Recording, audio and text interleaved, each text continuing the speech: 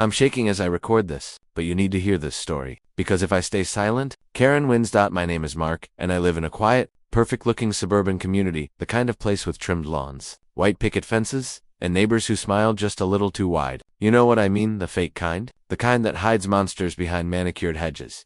I moved here with one purpose: to give my daughter, Emily, a safe and peaceful environment. Emily is 9. She's sweet, soft-spoken, and loves drawing unicorns. She also has a disability, muscular weakness that makes it difficult for her to walk without support. She moves slower than other kids, but she tries her best. She always tries. And Karen, well, Karen hates that. Our HOA president, our self-appointed queen, our neighborhood tyrant, she's the kind of woman who complains if your grass is half an inch too high, who bangs on your door if your trash can is 2 minutes late, who says things like, rules exist for a reason. But I never imagined she would do what she did. It was a weekend afternoon. The sun was bright, the air was warm, and I took Emily to the community pool, her favorite place. She can't swim without floaties or assistance, but she loves being near the water. We were setting up our towels when Karen strutted over, sunglasses on, lips tight like she smelled something she didn't like. She pointed at Emily. Your daughter is not allowed in the pool today. I froze. What? Why? We're homeowners. We have every right. Karen rolled her eyes. She slows everyone down. She splashes too much.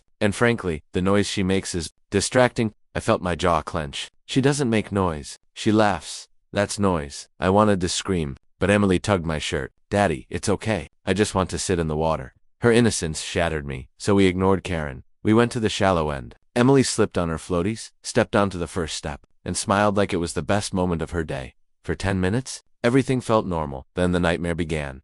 I stood up to grab Emily's water bottle, just a few steps away. Not far, but in those few seconds, Karen walked behind my daughter. I didn't see her at first. All I heard was a loud splash, one that didn't sound normal, not the playful splash of a child. A heavy impact. I turned. Emily was underwater. Her floaty wasn't secured yet. Her arms were flailing, her face terrified, and behind her, Karen stood with her arms crossed, smirking. I screamed her name and ran, but what shattered my soul wasn't the sight of my daughter struggling. It was what Karen said. Oh, please, she needs to toughen up. My daughter, my disabled daughter, was drowning. I leaped in, grabbed her, pulled her above the water. She gasped, coughing, choking, crying. She clung to me like her life depended on it, because it did. I held her tight and yelled at Karen. What is wrong with you? Karen shrugged. She was standing too close to the edge. I barely touched her. If she can't handle a little nudge, maybe she shouldn't be here. A little nudge? She shoved her. And then, she laughed. Not nervously, not accidentally, but fully, like she enjoyed watching my child struggle. Parents around the pool froze. Some whispered, some looked away. Nobody confronted her. Nobody helped us. Nobody. That single quotes est when I realized they were afraid of her too.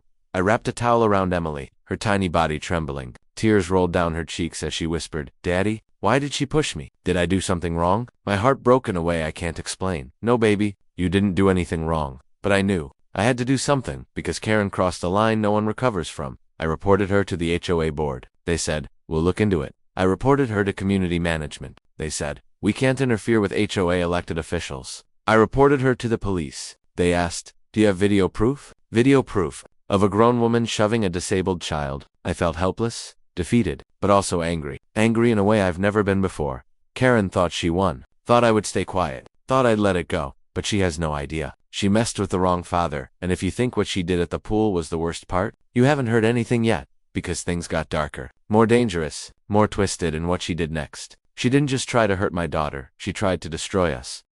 The revenge, the truth, the final confrontation. After the pool incident, I barely slept. Every time I closed my eyes, I saw Emily underwater, arms flailing, eyes wide with panic. I heard Karen's laugh echoing in my head. I knew she wouldn't stop. Karen is the kind of person who escalates when challenged, and I was right.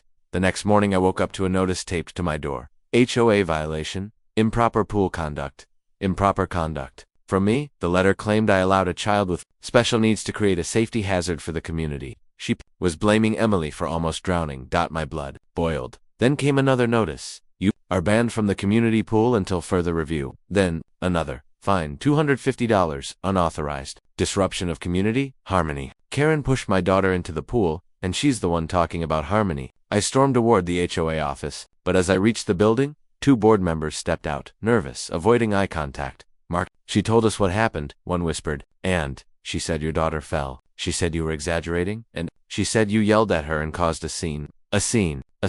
My voice shook. Did anyone even ask for my side? They didn't answer. That silence. told me everything. Karen ran the HOA, and the HOA controlled the narrative. And the neighborhood listened to the HOA. I was outnumbered. But then, something unexpected happened. Later that evening, a message slipped under my door. No name, no signature, just a folded piece of paper. Inside was a note: check the pool cameras. Don't trust the HOA. A friend. My heart raced. Cameras. Of course. The HOA pool had surveillance, but the cameras were only accessible to board members, which meant only one person controlled the footage. Karen. Or so I thought. I rushed to the pool. Maintenance room locked. But while checking the side panel, I noticed something: a cable leading out of the camera system into a small data box. A backup Karen didn't know about. I grabbed a screwdriver, opened the casing, and inside was a tiny memory card. I pulled it out, ran home, and plugged it into my laptop. And there it was. Clear as day. Emily, standing near the steps. Karen walking behind her. Karen lifting her hand and shoving her forward. My stomach dropped. But then the video revealed something even worse. After Emily hit the water, Karen looked around, scanned the area, and smirked like she did it on purpose. Not an accident, not a mistake, a deliberate act. That was enough evidence to bury her. But I wanted more. I dug deeper into the footage and discovered something horrifying. This wasn't the first time. Karen had pushed 2 other kids in the past. Always when no parents were watching. Always when she thought no camera could see. One kid slipped while climbing out. Another fell backward when Karen bumped her. This woman wasn't strict. She wasn't controlling. She was dangerous. And she enjoyed hurting kids. I knew what I had to do. I went to the police. Again. But this time, I didn't walk in empty. I placed the laptop down and pressed play. The room went silent. The officer leaned forward. Is that your HOA president? Yes. And that's your daughter? Yes. He exhaled sharply. We'll take it from here. Hours later, police cars pulled into our neighborhood, lights flashing, neighbors staring, dogs barking. Karen stepped outside, arms crossed, annoyed. What now? She snapped. But the officer didn't hesitate. Ma'am, you're under arrest for child endangerment, assault, and tampering with community property. The look on her face? Priceless. She screamed. This is a misunderstanding. She looked at the board members. Tell them. Nobody helped her. Nobody defended her. And for the first time, Karen looked powerless. As she was handcuffed, she tried to twist the story again. He's lying. That footage is fake. He manipulated it. The officer cut her off. No, ma'am. We recovered the original files from the system. Your actions were recorded on multiple angles. Multiple angles. Beautiful. Karen's face turned pale. They placed her in the back of the police car, and as the door shut, I felt something I hadn't felt in weeks. Relief? Pure, overwhelming relief. Emily, watching from the window, whispered, Daddy, is the mean lady gone? Yes, baby, she's gone. She smiled softly and hugged me. 2 days later, the HOA held an emergency meeting. Karen was removed as president. Several board members resigned. A new leadership group was elected. Family-friendly, fair, normal people. They personally apologized to me and Emily, and as a final gesture, they tore up every fine Karen filed against us.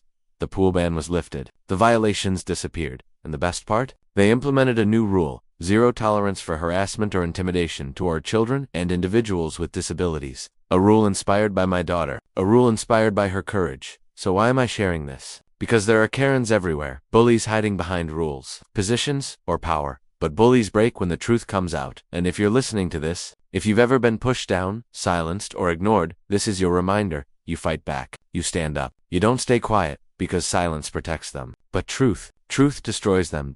And if you want more real, powerful stories like this, make sure you like, follow, and share, so no parent ever feels alone again.